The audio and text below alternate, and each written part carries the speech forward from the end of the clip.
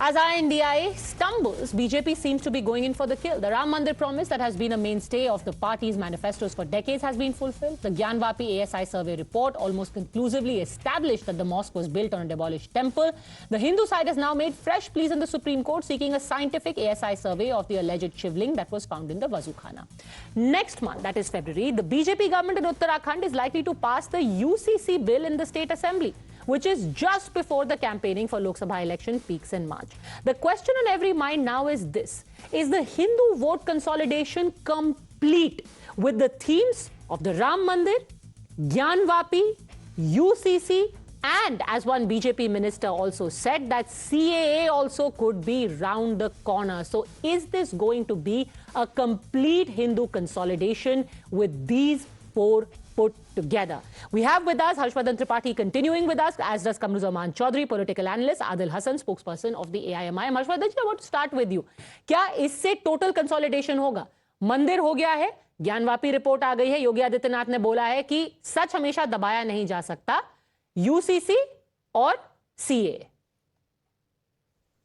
पद्मजा जी, सबसे पहले तो मैं ये कहूंगा कि इसको सिर्फ और सिर्फ हिंदू वोट कंसोलिडेशन के तौर पर नहीं देखा जाना चाहिए। इसे देश के लोकतंत्र, देश के संविधान के दायरे में हम भारत के लोग, we the people of India, जो कॉन्स्टिट्यूशन में प्रियम्बल में जो we the people of India है, उसके मजबूत होने के तौर पर देखा जाना चाहिए।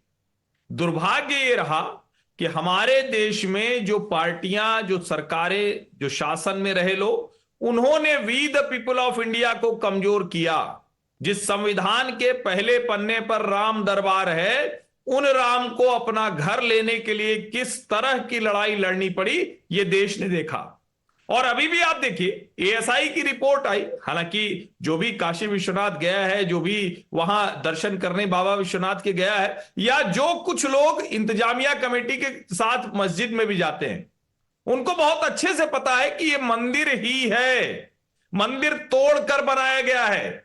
वरना ऐसी मस्जिद बनाने के लिए जिसमें उनकी आस्था होती, कोई और जगह होती। मेरा यह मानना है कि भारतीय जनता पार्टी के ऊपर उनका इलेक्टोरेट, इस देश का मतदाता ये भरोसा कर रहा है कि जो उन्होंने कहा वो सिर्फ पॉलिटिकल स्टेटमेंट नहीं था, सिर्फ पॉलिटिक्स नहीं थी, ये वो कह रहे थे, इसको करना है और वो सब कुछ करते दिख रहे हैं। हामी सरकार, सीए भी इलेक्शन के पहले शांतनु ठाकुर बोल देते हैं, यूसीसी भी अब वो 2 फरवरी को लेकर के आ रहे हैं, इलेक्शन के ठीक पहले क्यों?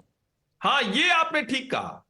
जब धामी सरकार ने उस प्रोसेस को शुरू किया था, जो अभी सबसे पहले जो आएगा, जिसको हम कहते हैं ना कि यूसीसी लागू होगा तो उत्तराखंड में, तब कौन सा इलेक्शन था? सरकार चुनकर आई थी, उन्होंने कहा हम लागू करेंगे। अब संयोगवश अगर इसी एक हफ्ते में लागू हो जाएगा तो वो जो ये सरकार है, इन्होंने भी ये कहा था। तो मैं फिर से कह रहा हूं, पॉलिटिक्स के लिए सब कुछ पॉलिटिकल पार्टीज करती हैं। नरेंद्र मोदी, अमित शाह तो बहुत ही इस मामले में, जिसको कहते हैं ना कि बहुत निर्णय लेते हैं, वो बहुत क्रूर हो जाते हैं। लेकिन वो जो कर रहे हैं, उनका वो एजेंडा बरसों से उनके मैनिफेस्टो में था, बरसों से उनके नेता मंचों से यही बात कह रहे हैं। ओके, जो कहा वो किया, that is basically Adil Hasan the theme now, कि सारे हमारे एजेंडा में थे, मैनिफेस्टो में थे, अब हम कर रहे हैं एज पर द लॉ। जी, वो तो दिख ही रहा है मैडम। नीतीश कुमार को पानी पी पी के गाली दे रहे थे और नीतीश कुमार का इस्तकबाल किए। नीतीश बाबू एंट्री नहीं होगा, ललन बाबू एंट्री नहीं होगा, प्रणाम कर रहे हैं। इनके प्रदेश अध्यक्ष पगड़ी बांधे थे कि नीतीश कुमार को निस्तनाबूद करेंगे, जाकर पैर छू रहे हैं। मोदी जी मध्य प्रदेश में नीतीश कुमार के खिलाफ जो महिलाओं पर जो उन्होंने विधानसभा में बोला था, मध्य प्रदेश में जाकर प्रचार में बोले थे कि ऐसा मुख्यमंत्री हमने नहीं देखा, डीएनए जांच करा लीजिए। हमारा ऐसा उसूल नहीं है, हम जो बोलते हैं वो करते हैं। क़यामत के सुबह तक बीजेपी के खिलाफ, आरएस के खिलाफ रहेंगे। हम बीजेपी की तरह नहीं है जो जाकर जिन्ना के मजार पर फातिहा पढ़ते हैं और नवाज शरीफ के घर में बिरयानी खाते हैं, आईएसआई को फरीदकोट बुलाते हैं। हम थूक चाटते नहीं है, थूक कर चाटते हैं। फरीदकोट नहीं, पठानकोट। डंके की चोट पे बोलते हैं नीतीश कुमार को लाना। नीतीश को, अरे फरीदकोट से ना आया था मैडम, पठानकोट। बतलाइए ना कि जाकर अजहर मसूद को कंधार किसने छोड़ा, बतलाइए ना कि क्या कर जाकर नीतीश कुमार के सामने अरे कौन सर, झूठ आप दिया? नीतीश कुमार कहाँ पे वो चले गए। 56 इंच का ओके, सीना? आदिल हसन, कहाँ आदिल वो हसन, 38 पार्टी आदिल का हसन, वो? आप कल से हम इतने नहीं, नीतीश कल कुमार, से इतने आपने भरे जो हुए बोलते हैं, वो आप करते हैं। नीतीश कुमार को अभी भी कोस रहे आप हैं। मैं हम कुछ तो नहीं, हम अब अगले बहुत उस पे खुश पहुंच हैं। गई। हम तो मैं बहुत खुश है। स्मृति ईरानी बोल रही थी, मैडम सर, मैं स्मृति पूछ ईरानी ही से रही माइक हूँ। लेके पूछिए ना, जो इतना नीतीश कुमार पर पड़ रही थी, आज स्मृति ईरानी कहाँ है? सर, अभी 40 हम तो मिनट पूछ उसी रहे पे हैं हमने आपसे बात की है कि वो ये तो थूक का संपूर्णतः छाता, ये अपॉर्चुनिस्टिक ये है। भाजपा क्या कर रही और है? उन्होंने बोल भी दिया कि हम 40 सीटें जीतना चाहते हैं बिहार में। अब संपूर्ण आगे नहीं, हम ये नरेंद्र बढ़ रहे मोदी, हैं। सुन वी आर लीजिए। एनालाइजिंग। आदिल आपके हसन, चैनल होल्ड ऑन, पर- होल्ड ऑन। एक आदिल सेकंड हसन, सुन लीजिए। आदिल हसन, हम ये एनालाइज कर रहे हैं Yes, कि ये yes, जो yes, 3 yes. मुद्दे हैं, ज्ञानवापी, राम मंदिर, यूसीसी, और अगर सीए आता है, जैसे कि एक मंत्री बोल रहे हैं, क्या उससे वोट कंसोलिडेशन होगा? मैं तो 56 इंच के सीने प्रधानमंत्री को बोल रहा हूं। अगर आप में है हिम्मत तो प्रेस कॉन्फ्रेंस कीजिए, आप में है हिम्मत तो रोजगार पे बात कीजिए, आपको है हिम्मत तो पेट्रोल डीजल पर जीएसटी लगाइए, आपको है हिम्मत तो जो 100 मॉडल जो टाउन की बात की थी, स्मार्ट सिटी की, आप कीजिए। सीमांचल के इस पे बिहार को स्पेशल स्टेटस की बात कीजिए। आपको है हिम्मत तो बेरोजगार को रोजगार देने की बात कीजिए। आपके पास सिवाय हिंदू मुसलमान मंदिर मस्जिद के अलावा इस प्रधानमंत्री के पास कुछ नहीं है। सिर्फ जुमला है, जुमला है, जुमला है। जनता दिखाएगी और प्रधानमंत्री को यह बात साबित होगा कि आपकी हर बात झूठी है, आप झूठेबाज हैं। पर अगर आदिल हसन, एक आदमी कोर्ट जाता है, अमित जैसे शाह, विष्णु जैन गए, जरूर। अरे होल्ड ऑन, अगर विष्णु जैन कोर्ट गए, कोर्ट ने कहा सर्वे कीजिए, सर्वे की रिपोर्ट आई, रिपोर्ट अब सामने आ गई, तो क्या करना चाहिए? गवर्नमेंट को कहना चाहिए कि बंद कर दो ये रिपोर्ट और बंद कर दो ये सर्वे, क्योंकि इलेक्शंस आ रहे हैं, नहीं होनी चाहिए सर्वे। सर्वे तो अपना सर्वे हो ही रहा है ना। ज्ञानवापी का जो नहीं, सर्वे हुआ वो तो सर्वे हुआ। हाँ, सुनिए ना। अच्छे तो ज्ञानवापी का सर्वे बहुत याद आ रहा है। मेरे पास 8-10 मस्जिद का लिस्ट है, दौलताबाद से लेकर फरुखाबाद से लेकर औरंगाबाद तक सब मस्जिद थी। जलवा दीजिए, प्रधानमंत्री को बोलिए कि दे दे वो मस्जिद को। आप दिखला दीजिए कि 23 दिसंबर को रात के अंधेरे में जो अयोध्या में जो मूर्ति प्रकट हुई थी, वो मूर्ति कहां चली गई? शिलान्यास के लिए वो 1600 पेज का जजमेंट वो 5 मिनट में कौन लिखवा दिया? राजीव गांधी ने शिलान्यास कैसे कर दिया? 1992 में बाबरी मस्जिद को शहीद कैसे कर दिया? सुप्रीम आपका कोर्ट ने पॉइंट क्या है सर? वैसे Adil Hasan, I want to gently point out, प्रदेश की सरकार ने आपके पास क्या जो इनकी लिस्ट हिम्मत नहीं है थी क्या? वो लेकर के आप फौरन किसी लॉयर के पास जाइए और फटाफट से आप पीआईएल कर दीजिए, फटाफट से आप केस कर दीजिए कि इसको रिक्लेम मैं किया खुद जाना चाहिए नहीं। और सर्वे किया जाना मैम, चाहिए, क्योंकि देश- कोर्ट्स डेफिनेटली स्टॉप नहीं करते हैं कि नहीं, सर्वे नहीं, हो, नहीं, आपको ये सुनिए, करना सुनिए, चाहिए। सुनिए। मैं आपसे चीज दूसरी पूछ मैम, रही थी। मैम कोर्ट सुन रहा है। मैम कोर्ट सुन रहा है।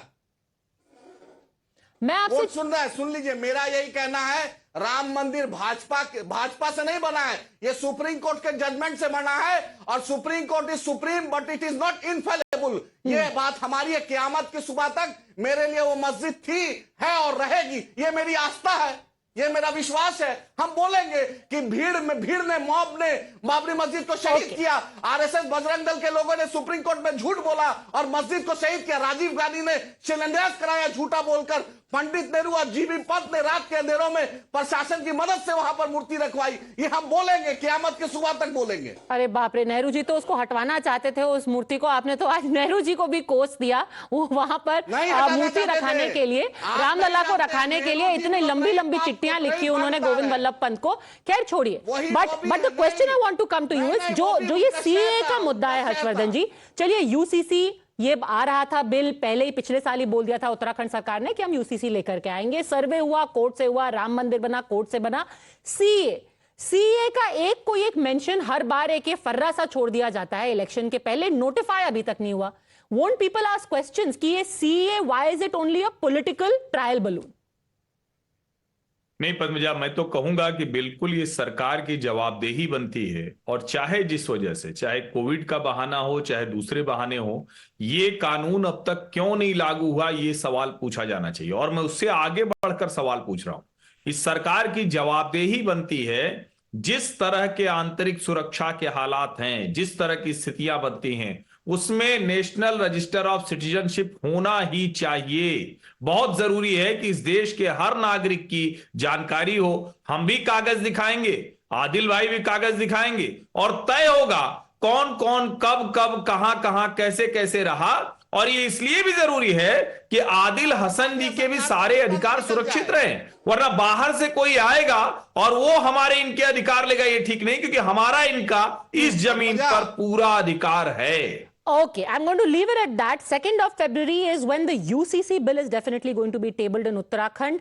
Will the other measures also kick in, like the CA, like one minister has spoken of, and what will be its political ramification? We will be back and tracking it at that time. For the time being, though, Adil Hasan, Harshvardhan ji, thanks very much for joining me. Thanks for watching.